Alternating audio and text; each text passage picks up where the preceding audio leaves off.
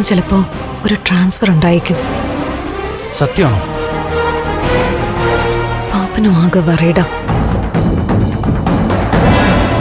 സീറ്റിൽ നിന്ന് മാറ്റം ഉണ്ടാകുമെന്നുള്ള ചില സൂചനകൾ നേരത്തെ ഉണ്ടായിരുന്നല്ലോ.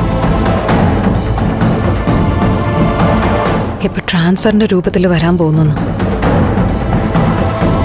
എന്റെ കർത്താവേ, അത് പണിയാവൂ? അതേടാ, പാപ്പന് നല്ല ടെൻഷനുണ്ട്. അങ്ങനെ എന്തെങ്കിലും സംഭവിച്ചു കഴിഞ്ഞാൽ പിന്നെ നമ്മൾ ശരിക്കും പെട്ടു. നന്ദന്റെയോ ഋഷിയുടെയോ കേസുകളുടെ കാര്യത്തില് നമുക്ക് പിന്നെ യാതൊരു സ്വാധീനവും ഉണ്ടാവില്ല.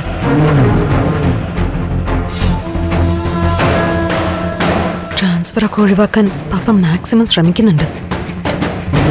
പക്ഷെ മുകളിലുള്ളവർക്ക് പാപ്പന്റെ മേലുള്ള വിശ്വാസം നഷ്ടപ്പെട്ടു എന്നാ പാപ്പൻ പറയുന്നത്. എന്തായിരിക്കും ഇവര് സംസാരിക്കുന്നത്?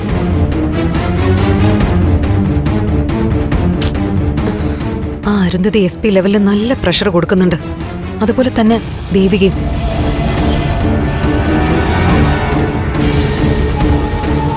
SPക്കാണെങ്കിൽ പാപ്പനോട് അല്ലാതെ തന്നെ എന്തൊക്കെയോ ദേഷ്യമുണ്ട്. പാപ്പനെ മാറ്റി അന്വേഷണം മറ്റാരെങ്കിലും ഏൽപ്പിക്കാൻ നല്ല സാധ്യതയുണ്ട്.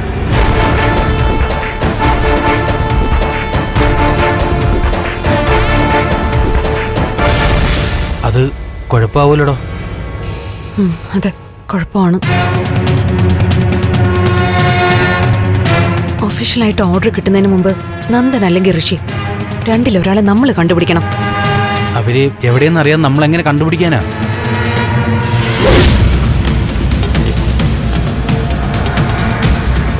ഇനി അരുന്ധതി ആന്റിയായിട്ടും ചന്ദ്രോത്തുകാരുമായിട്ടും കഴിയുന്നത് ഫ്രണ്ട്ലി ആയിട്ട് എന്നെ മുന്നോട്ട് പോകണം.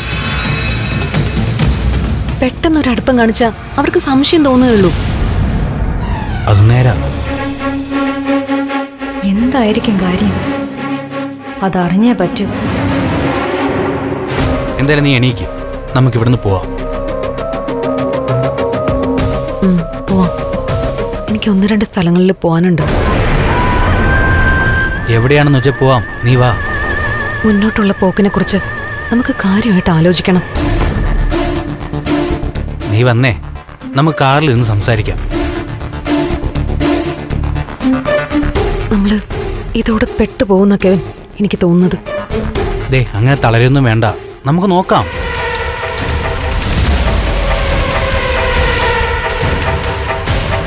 എന്തൊക്കെയാ നടക്കുന്നതെന്ന് നമുക്ക് നോക്കാം. ദേ, എന്ത് വന്നാലും നമുക്ക് നേരിടാം. നീ വാ.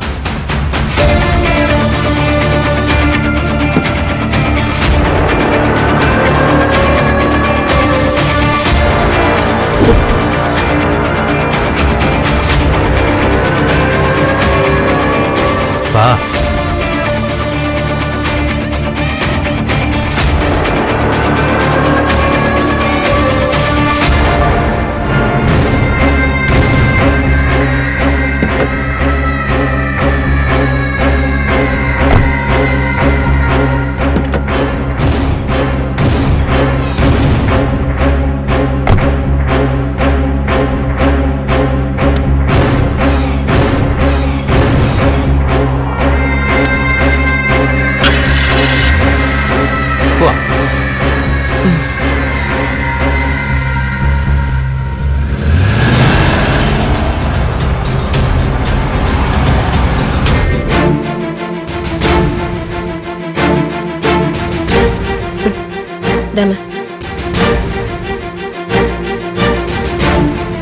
എന്തായാലും സിദ്ധാർത്ഥൻ സാറും ദേവികയും വന്നിട്ട് അമ്മ ചന്ദ്രത്തുനിന്ന് മടങ്ങിയാൽ മതിയായിരുന്നു. പ്രകാശ് വന്നതിനെ കുറിച്ച് അവർക്കെന്താ പറയാനുള്ളതെന്ന് അറിയായിരുന്നല്ലോ. അവരെന്തോ പറയട്ടെ, അതൊന്നും എനിക്ക് കേൾക്കണ്ട. ഞാൻ അവിടെ നിന്ന് അറിയാതെ എന്തെങ്കിലും പറഞ്ഞു പോകും. പ്രഭകുഞ്ഞ് തന്നെയാ പറഞ്ഞേ എന്നോട് പോയിക്കോളാൻ. ആ പ്രകാശ് കാണിക്കുന്ന ആത്മാർത്ഥ പോലും ദേവികയ്ക്ക് സാറിന് ഇല്ലാന്നാ തോന്നണേ. ആ പ്രകാശിനെ കണ്ടിട്ട് അമ്മയ്ക്ക് പേടിയായില്ലേ? പേടി ഇപ്പൊ യഥാർത്ഥത്തിൽ പ്രകാശനാ മോളെ. പ്രഭകുഞ്ഞൊന്ന് പേടിച്ചു, പക്ഷെ എനിക്ക് കലിയ വന്നേ. എന്നാ പ്രകാശം തൊഴുതു പിടിച്ച് ഞങ്ങളുടെ ദയക്ക് വേണ്ടി നിൽക്കുന്ന പോലെയായിരുന്നു. സത്യം മോളെ, അവനാകെ അങ്ങോട്ട് മാനസാന്തരം വന്ന് നിൽക്കുകയായിരുന്നു. അവൻ പറയണത് ആദ്യം കള്ളാണെന്ന് തോന്നിയെങ്കിലും അവൻ അങ്ങനെ കള്ളം പറയേണ്ട ആവശ്യമില്ലെന്ന് മനസ്സിലായപ്പോ എന്തോ അവൻ പറയുന്നത് വിശ്വസിക്കാമെന്ന അവസ്ഥയിലെത്തി. അപ്പോ ആ മീരയെ കൊല്ലിച്ചത് ആ അരുന്ധതി മാഡം തന്നെയാണോ? ആയിരിക്കും. പ്രഭകുഞ്ഞിനും അങ്ങനെയാ തോന്നുന്നത്. അവര് മുമ്പത്തെ വൈരാഗ്യം തീർക്കാൻ പ്രഭകുഞ്ഞിനെ കൊല്ലാൻ വിട്ടതായിരിക്കും. ആള് മാറി മീരയെ കൊലപ്പെടുത്തിയതാ. ഏയ്, അതൊന്നും സത്യാവില്ല. ആ പ്രകാശ് വെറുതെ കള്ളം പറയുന്നതാവും. അത് നിനക്കെങ്ങനെ അറിയാം? നീ കണ്ടോ പ്രകാശ് മീരയെ കൊല്ലണത്? അപ്പോ പ്രഭാന്റി അവനെ വിശ്വസിക്കുകയാണോ? അവനെ വിശ്വസിക്കാതിരിക്കേണ്ട കാര്യമില്ല. എന്തായാലും പ്രഭകുഞ്ഞ് ചില തീരുമാനങ്ങൾ എടുത്തിട്ടുണ്ട്. എന്ത് തീരുമാനം? ആ അരുന്ധതിയെ പറ്റിയുള്ള ചില കാര്യങ്ങൾ പ്രഭകുഞ്ഞ് മനസ്സിൽ ഉറപ്പിച്ചിട്ടുണ്ട്.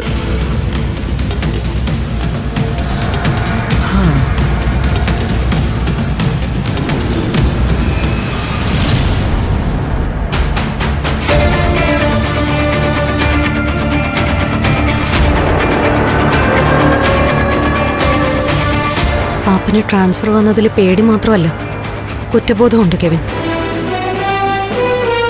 പാപ്പനോ? അതാര്? ഡിവൈഎസ്പി ഐസക് കുരുവിള എന്ന് വെച്ചാൽ ഡിപ്പാർട്ട്മെന്റിൽ എന്ത് മതിപ്പുള്ള ആളായിരുന്നു. ആ ഓഫീസർ എന്റെ പാപ്പനാണെന്ന് പറയാൻ എനിക്ക് എന്ത് അഭിമാനമായിരുന്നു. പാപ്പൻ CI ആയിരിക്കുമ്പോൾ ഞങ്ങളുടെ കോളേജിൽ വന്നിരുന്നു. അന്ന് എനിക്ക് എന്തൊരു ജാടയായിരുന്നോ. അത് പിന്നെ അങ്ങനല്ലേ, സ്വന്തം മോള് തന്നെയല്ലേ നീ കുരുവിള സാറിന്. ഇന്നിപ്പോ ഋഷിയുടെ കാര്യത്തില് നമ്മളെ സഹായിക്കാൻ ഇറങ്ങിയതോടെ പാപ്പന്റെ ഇമേജ് മാറി കെവിൻ. നമ്മൾ നടത്തിയത് ഒരു മണ്ട നീക്കമായിരുന്നെന്ന് ഇപ്പൊ എന്റെ സംശയം. എന്ത് മണ്ടം നീക്കുവാണെന്ന്? നന്ദനെ കൊടുക്കാൻ വേണ്ടി ഇങ്ങനൊരു നാടകം വേണ്ടായിരുന്നു. ആ നാടകം നടത്തിയതുകൊണ്ടല്ലേ മാലിന്യ പ്ലാന്റിന് ദേവികയുടെ ഒപ്പ് കിട്ടിയത്. അതൊക്കെ ശരി, പക്ഷെ ഋഷി മരിച്ചതായി ഒരു കഥ ഉണ്ടാക്കിയത് മുതലല്ലേ ഈ പ്രശ്നങ്ങളൊക്കെ ഉണ്ടായത്. ഋഷി മരിച്ചതായി കഥയോ? കെവിൻ, നീ അന്ന് അങ്ങനെ ഒരു ബുദ്ധി പറയണ്ടായിരുന്നു. ഓ അത് ശരി, അപ്പൊ കുറ്റം എനിക്കായി. ഋഷിയും നന്ദനും കൂടി അന്ന് വഴി വെച്ചൊരു തർക്കം ഉണ്ടായപ്പോ ഞാൻ അതിലൊരു സാധ്യത കണ്ടു. പിന്നെ ഋഷിയുമായി ആലോചിച്ചപ്പോ ഒരു തർക്കം നടത്താനും അത് തല്ലിലേക്ക് എത്തിക്കാനും അടികൊണ്ട് വീഴുന്നതായിട്ട് അഭിനയിക്കാനും അവനും തയ്യാറാണെന്ന് പറഞ്ഞു. തല്ലിനിടയിൽ ഋഷി മരിച്ചായി നന്ദനെ വിശ്വസിപ്പിക്കുന്നതിൽ വിജയിക്കുകയും ചെയ്തു. അവനെ കുഴിച്ചു മുഴുവൻ തന്നെയാ അവൻ കരുതിയത്. ഇതൊക്കെ പിന്നീട് നീയും അംഗീകരിച്ചതല്ലേ? നിങ്ങളുടെ പ്ലാൻ 100% പെർഫെക്റ്റ് ആയിരിക്കുമെന്ന് ഞാൻ കരുതി. അത് 100% കൃത്യതയുള്ളത് തന്നെയായിരുന്നു. എല്ലാം വർക്കൗട്ട് ആവുകയും ചെയ്തു.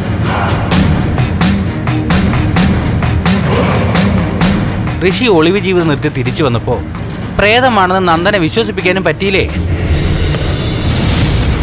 ഞാൻ അതല്ല കെവിൻ പറയുന്നത്. നമ്മൾ ഇത്രയൊക്കെ നടത്തി, പക്ഷെ അവസാനം വന്നപ്പോ ഒരു ഫലവും ഇല്ലാതായില്ലേ? അത് അരുന്ധതി ആന്റിയുടെ അതിബുദ്ധി കൊണ്ടല്ലേ. ഋഷിയെ ദുബായിക്ക് അയക്കേണ്ട ആവശ്യമില്ലായിരുന്നു. അപ്പൊ അരുന്ധതി മാഡത്തിനും എല്ലാം അറിയായിരുന്നു.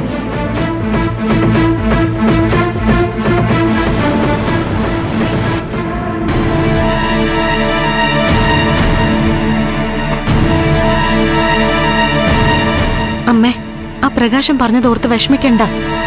അത്രയും വലിയ ക്രിമിനൽ മനസ്സുള്ള ഒരാള് നമ്മളോട് കള്ളം പറഞ്ഞതാവും. അങ്ങനെ അവൻ ഇവിടെ വന്ന് കള്ളം പറയേണ്ട കാര്യം എന്താ? ഗിരീഷിന്റെ വീട്ടിലും അവൻ പോയിരുന്നല്ലോ. അപ്പൊ അവന്റെ മനസ്സിൽ കള്ളമില്ല. അമ്മ അങ്ങനൊന്നും വിശ്വസിക്കണ്ട.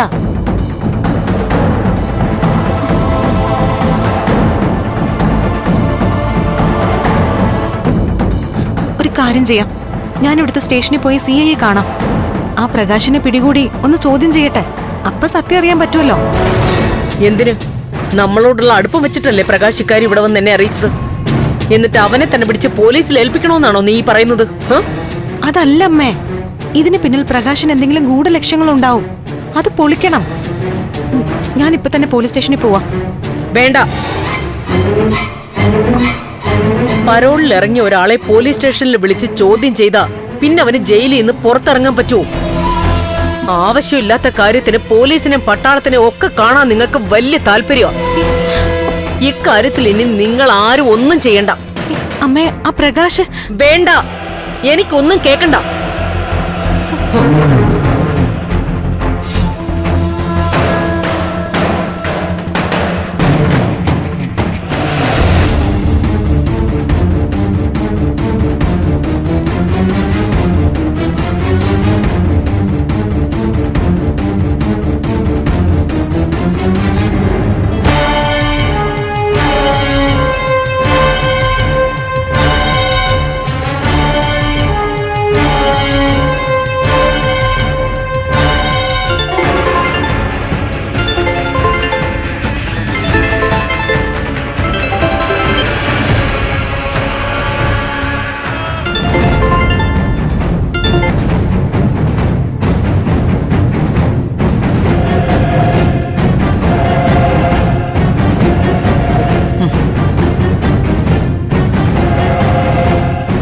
അവളെ എടുക്കുന്നില്ലല്ലോ.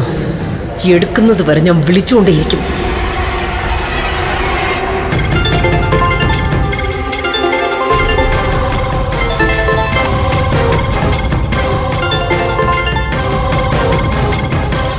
ഹലോ. ഫോൺ എടുക്കാതിരുന്നപ്പോ വച്ചിട്ട് പോവെന്ന് കരുതിയോ നീ? പേടിച്ചിട്ടല്ല ഞാൻ ഫോൺ എടുക്കാത്തെ. ചില ശല്യങ്ങളെ നമ്മൾ ഒഴിവാക്കി കളയുമല്ലോ. അങ്ങനെ ഒരു ശല്യത്തെ ഒഴിവാക്കാൻ ശ്രമിച്ചതാ. മുൻപ് അങ്ങനെ ഒരാളെ ഭൂമിയിൽ നിന്ന് തന്നെ നീ ഒഴിവാക്കിയില്ലേ? അതിനെക്കുറിച്ചുള്ള കാര്യങ്ങൾ ഇപ്പോഴാ അറിഞ്ഞത്. അതുകൊണ്ട് തന്നെ ഇനി ഞാൻ ഒഴിഞ്ഞു പോവുമെന്ന് നീ കരുതണ്ട. നിന്റെ പിറകെ തന്നെ ഞാൻ ഉണ്ടാവും. എന്താ പ്രഭേ പറയുന്നേ? പണ്ട് ഞാൻ ആരെ ഒഴിവാക്കിയത്? ആരെ ഒഴിവാക്കിയെന്ന്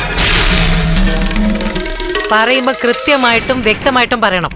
വാലും തുമ്പും ഇല്ലാതെ എന്തെങ്കിലുമൊക്കെ പറഞ്ഞാ ഉത്തരം കിട്ടില്ല. ആ പാവം പെണ്ണിന്റെ കണ്ണീരിന് നിന്നെ കൊണ്ട് ഞാൻ കണക്ക് പറയിപ്പിക്കും. പാവം പെണ്ണിന്റെ കണ്ണുനീരോ? ഓ, മനസ്സിലായി. ഓരോ കഥകൾ കൊണ്ടുവന്ന് എന്റെ തലയിൽ കെട്ടിവെക്കാൻ നോക്കുവല്ലേ? കണക്ക് പറയാൻ പോകുന്നതേ നീയാ. ഒരു പാവം പയ്യന്റെ ജീവിതം തകർത്തതിന് എന്റെ മോന്റെ ജീവിതം. അതൊക്കെ ഞാൻ അനുഭവിച്ചോളാം. സംശയത്തിന്റെ മുനകൾ നിന്റെ നേരെ വരാതിരിക്കാൻ ചോദ്യങ്ങൾ വഴിതിരിച്ചു വിടണ്ട. നീ വീഴുന്ന ദിവസം എത്താറായി അരുന്ധതി. നീ നടത്തിയ കൊലപാതകത്തിന് കൃത്യമായി ശിക്ഷ വാങ്ങിത്തരും ഞാൻ. ഞാൻ നടത്തിയ കൊലപാതകവും? നീ ഇതെന്താ പറയുന്നേ? അതൊക്കെ വഴിയേ അറിയും. തലയ്ക്ക് അസുഖമാണെങ്കിലേ ചികിത്സ ചെയ്യണം. നാട്ടുകാരെ വിളിച്ച് വായി തോന്നുന്നത് പറയല്ല വേണ്ടേ? ചില സൂചനകളും മുന്നറിയിപ്പുകളും തരാൻ വേണ്ടിയാ ഞാനിപ്പോ വിളിച്ചത്. ബാക്കിയുള്ളതൊക്കെ നീ വൈകാതെ അറിയും. ഇനി ഫോണിലൂടെയല്ല, നേരിട്ടാ. ഒരുങ്ങിയിരുന്നു.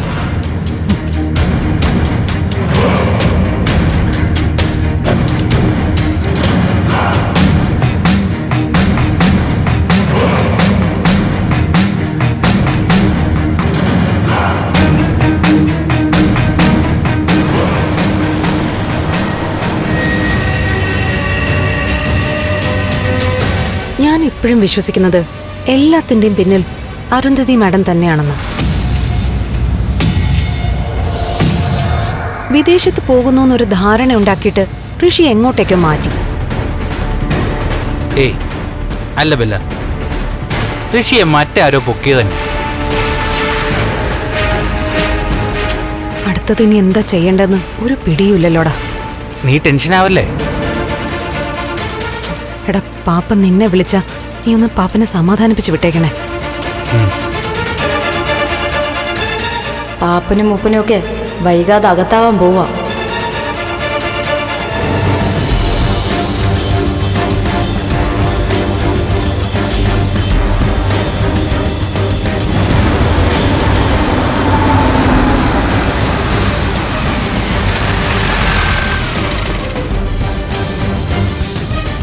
നീ എന്താ ഇവിടെ നിർത്തിയേ? അവിടെയല്ലേ നിന്റെ ഫേവറേറ്റ് റെസ്റ്റോറന്റ്? എന്റെ ബെല്ല, നീയൊന്ന് ഉഷാറാവ്. ഇനി എന്താണെന്ന് വെച്ചാ എല്ലാം വരുന്ന പോലെ വരട്ടല്ലേ. ആ, നീ ഇങ്ങനെ പേടിക്കാതിരിക്കെ, ഒന്നും വരാനില്ല. അതിരിക്കട്ടെ, നീ കുഴപ്പത്തിലാണെന്ന് അറിഞ്ഞ നിന്റെ ലവർ നിന്നെ ഇട്ടേച്ചു പോവോ? ഏത് ലവർ? ഡാഡാടാ, നീ വ്യക്തമായിട്ട് പറഞ്ഞിട്ടില്ലാത്തത് ഈ ഒരൊറ്റ കാര്യ. ആരോ ഒരാളുണ്ടെന്ന് പറഞ്ഞു, പക്ഷെ ആളിന്റെ പേരും നാളും ഒന്നും അറിയിച്ചിട്ടില്ല. പറയാം, വരട്ടെ. ആത്മാർത്ഥമായിട്ടാണോ പ്രേമം, അതോ വെറും ടൈം പാസ്? അല്ലടി, ഇതേ ആത്മാർത്ഥമായിട്ടാ. അവളും അങ്ങനെ തന്നെ. അവളെ തന്നെ വിവാഹം കഴിക്കാനും പോകുന്നു. കാത്തിരുന്നോ? കല്യാണം കഴിച്ചിട്ട് വേണം അടുത്ത നാടകം നടത്താൻ. വാ, നമുക്ക് എന്തെങ്കിലും കഴിക്കാം.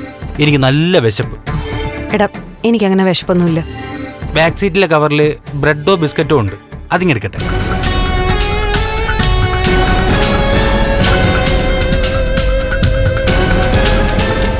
വേണ്ട. എന്നാ വാ, റെസ്റ്റോറൻറ്റിൽ പോവാം. ഇറങ്ങുമല്ല.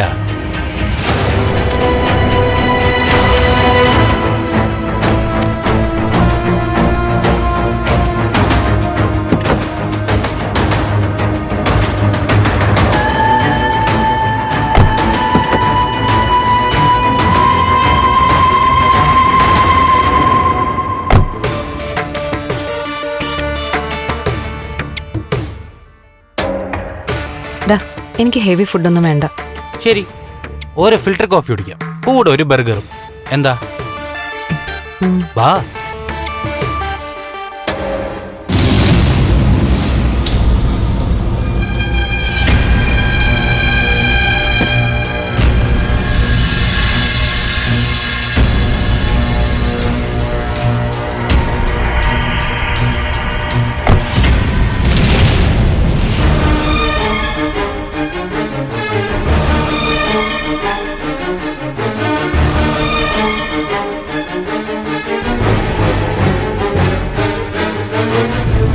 എല്ലാം കൂടി കേട്ടിട്ട് എനിക്ക് പേടിയാവുന്നു അങ്കിൾ.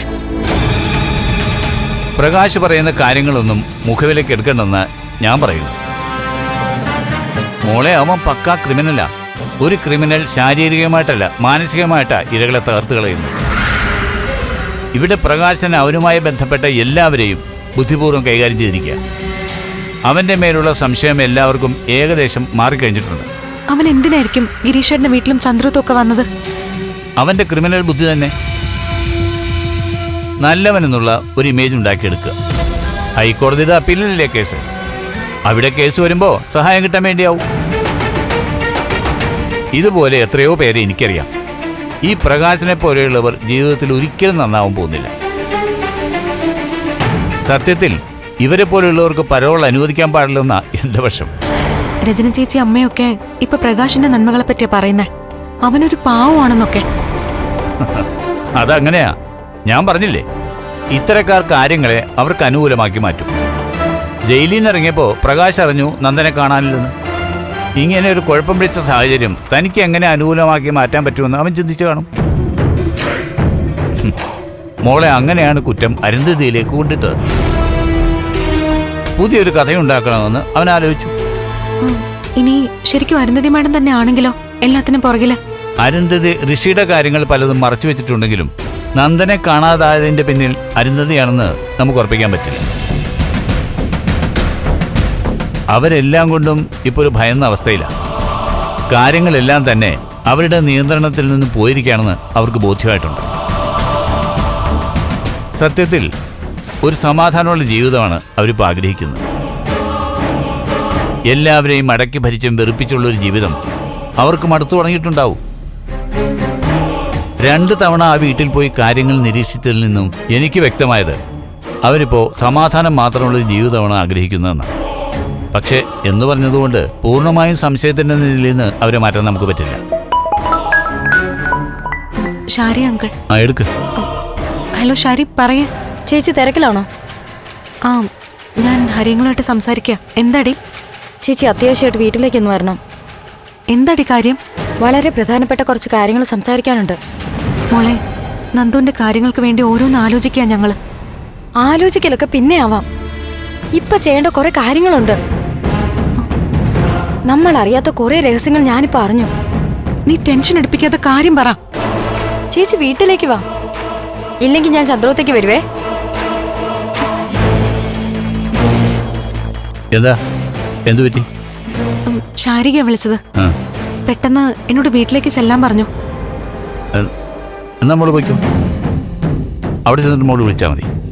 ശരി അങ്കിൾ.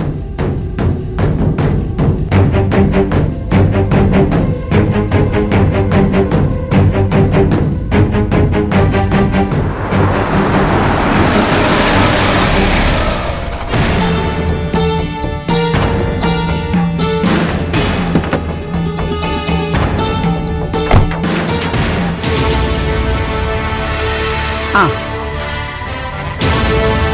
ദേ, ദേവിക വന്നു. പറയാനുള്ളത് എന്താന്ന് വെച്ചാൽ ഇനി പറയാലോ.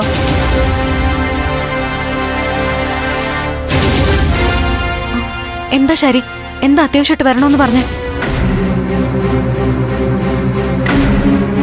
എന്തോ പ്രധാനപ്പെട്ട കാര്യമുണ്ട്, ചേച്ചി കൂടെ വന്നിട്ട് പറയാന്ന് പറഞ്ഞ് ബലം പിടിച്ച് നിക്ക. എന്താ? ചേച്ചി, വളരെ ഗൗരവമുള്ള ഒരു കാര്യമാണ് ഞാൻ പറയാൻ പോകുന്നത്. കേൾക്കുമ്പോൾ നിങ്ങളാരും വിശ്വസിച്ചൊന്നും വരില്ല. നീ കാര്യം പറ. നമ്മൾ കരുതുന്ന പോലെ ആ ഋഷി മരിച്ചിട്ടില്ല.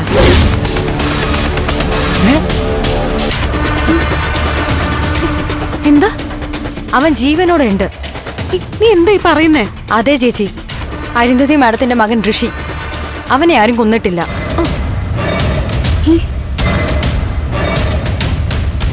നീ എന്താ ശാരി പറയുന്നേ? നന്ദേട്ടനെ കൊടുക്കാൻ വേണ്ടിട്ടാ ഋഷിയെ കൊന്നു എന്നുള്ളൊരു കള്ള വാർത്ത സൃഷ്ടിച്ചത്.